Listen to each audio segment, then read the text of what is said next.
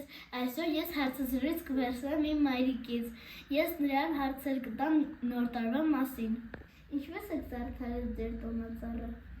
Դե, երբ որ ես փոքրիկ էի, խաղալիքները մեր սովետականներին, հին խաղալիքներին ապակոց։ Ու ամեն տարի զարդարելուց, դրանցով էինք զարդարում, բայց ամեն տարի մի երկու հատը կոտրվում էր։ Դե ապակ էին ընկնում էին, կոտրվում էին։ Այդտենց կամաց քչանում էին խաղալիքները։ Բայց հետո հայտնվեցին այս պլաստմասայից խաղալիքները, որոնք չէին կոտրվում,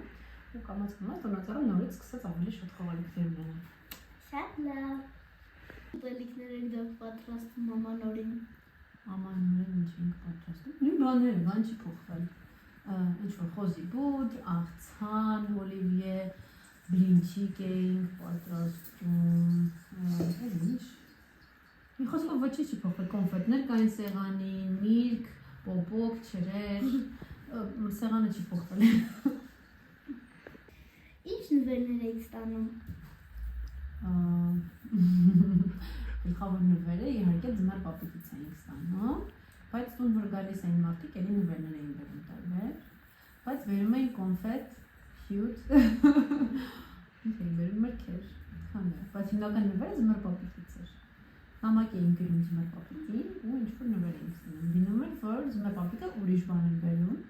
որտեղ երևի շատ դժվար բան էին ուզել, չկարողացել գտնել, չէր հասցրել։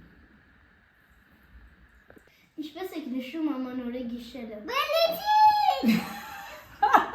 Ամանորի գիշերը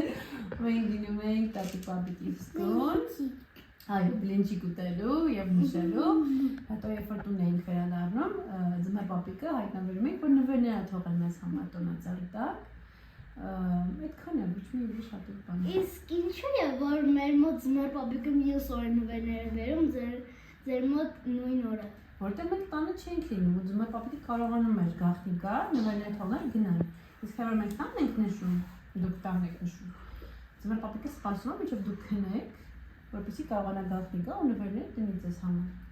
Շատ լավ։ Շնորհակալություն։ Հաջողություն։ Տեսություն։